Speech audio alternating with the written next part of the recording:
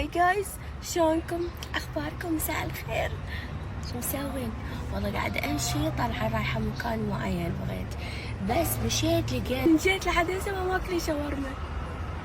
بس انا ما احب الشاورما اللي وياها، يعني تكون بلين بس شاورما، مو هذا الغاز ستيشن فيها مطاعم كثير فيها اشياء زين.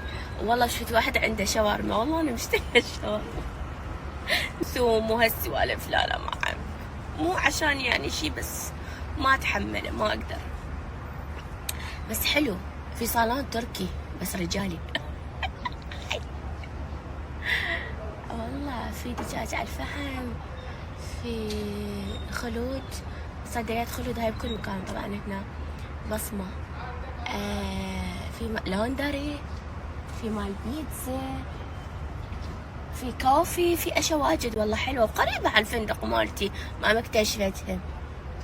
يلا بذوق هذا الشاورما مالتي اشوفه طيب. لا يقول لي شلون راح تاكليها هيك يابسه؟ قلت لي انا احب يابسه. انتوا البنات يوم شاب يعطيكم السناب مالته، يعني يبي يتعرف، حيالله سبب، زواج، تعارف، خطوبه، حب، اي شيء.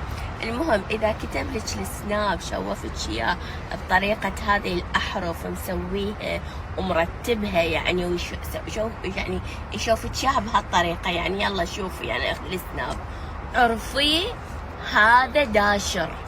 شنو يعني داشر؟ يعني مقطع السمكه وديلها، يعني ينطي سنابه للرايح وللجاي.